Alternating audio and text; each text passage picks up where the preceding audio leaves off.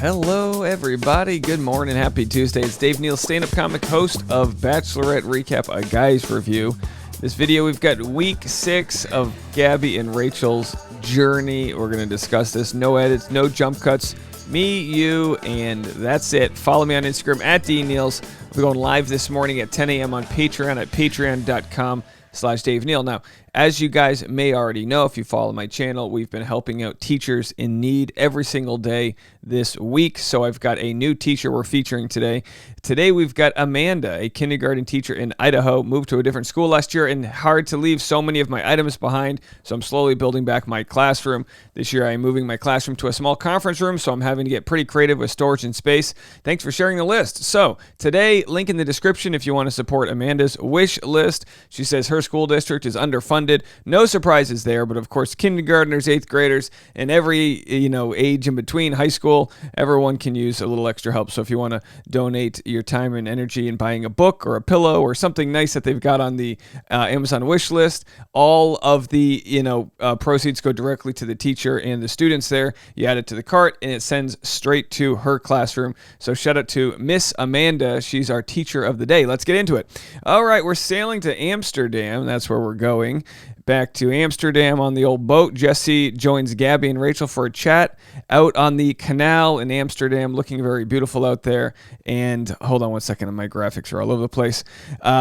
Jesse asked, he goes, "So, is this thing working?" He's like, "Is this whole experiment working?" And they're like, "Yeah, I feel like it's working." And it's like, statistically, the Bachelorette is not working. It's got like a 4% success rate, but that's neither here nor there.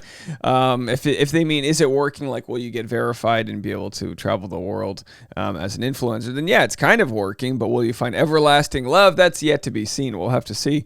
All right, one-on-one dates. We've got a couple one-on-one dates this week. Nate, let's see where our love takes us. Love Gabby. So Gabby takes Nate on a one-on-one date. Doesn't last too long. Nate's super giddy. They're probably excited to just get off the boat.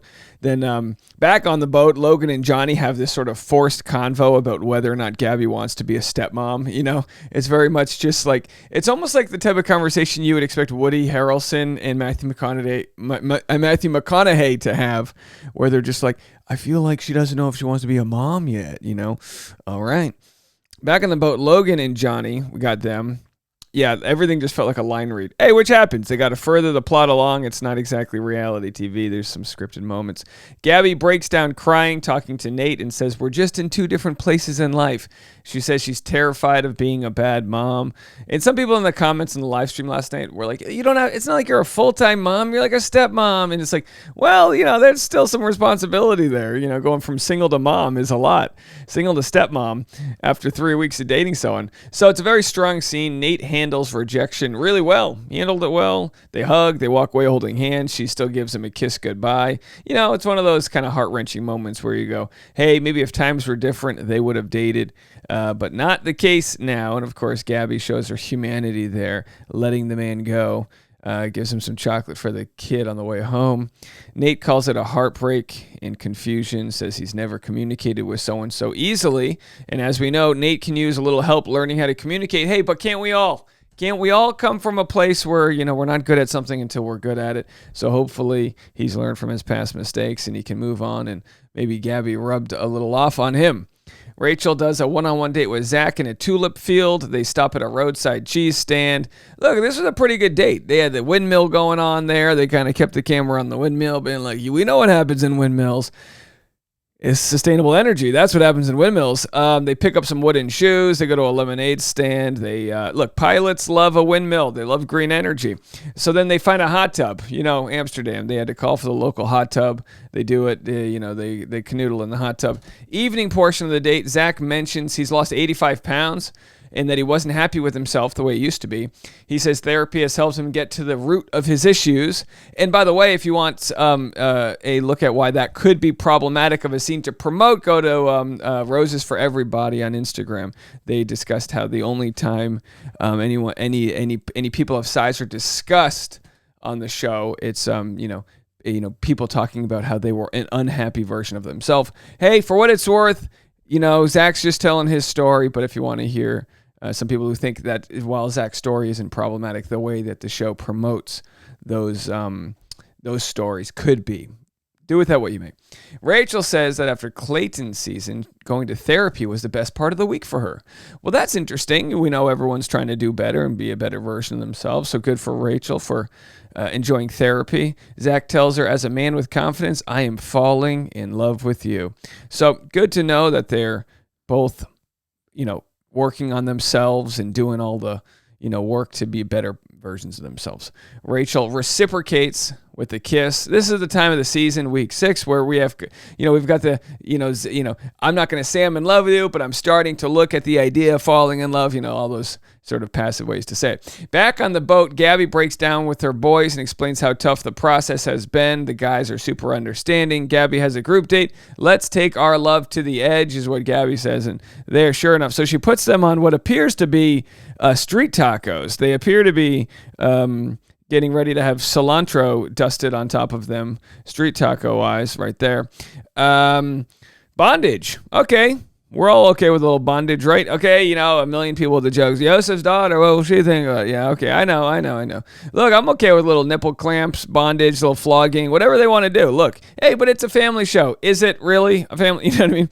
Okay, so anyway, Gabby takes the boys to a bondage group date. One of the guys said, I don't know if I'm aroused or scared. And I'm like, hey, why can't you be both? Just be both. They bleeped out the part where Gabby says they're going to talk about sex, a.k.a. bumping uglies. Yeah, it's so funny the things they bleeped out, because in the trailer they showed bumping uglies and all the other different words to describe having sex. The boys pick out safe words. My safe word is monetization. Hit the like button an odd number of times. Make sure you're subscribed. Join the Patreon. Patreon.com/Dave Neal. Yeah, can you imagine you getting flogged? What's my safe word? Patreon.com/Dave Neal. My safe word is Patreon.com/Dave Neal. Okay, anyway. Men are forced to answer or else they get whipped. Gabby tickles them. Jason looks wildly uncomfortable. Hot wax, nipple clamps, flogging. Gabby's kind of dream there. Hey, they had fun with it. Looked like Johnny had too much fun. Can someone get Johnny? Johnny's just like, I've been waiting my whole life for this moment. So there they all are, just waiting for the, the work to be done. Playing footsie. It's kind of cute situation happening right there.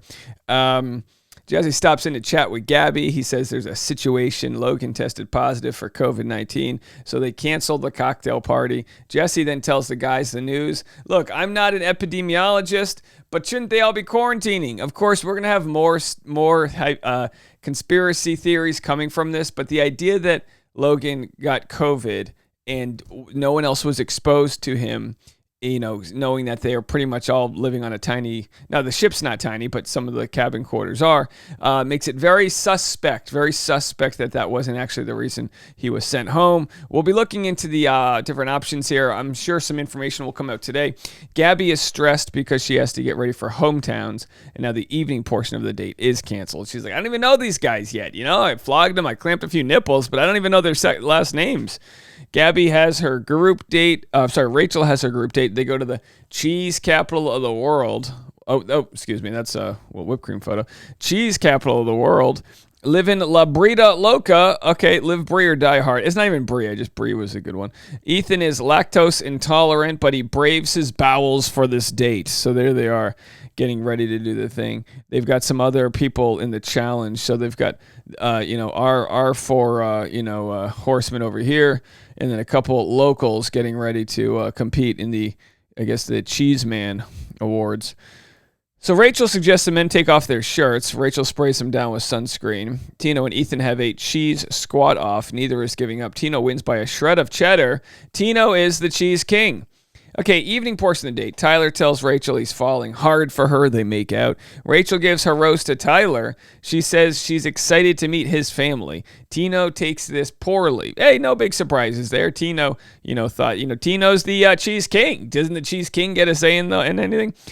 So he feels rejected because Tyler got the rose and not him. And this is an obvious reaction to the stakes getting high. His fear is that he's falling hard for her and she's not reciprocating it, as happens this time time of the year. He's like, I'm opening up. I'm doing all the right things. Is she really not that into me?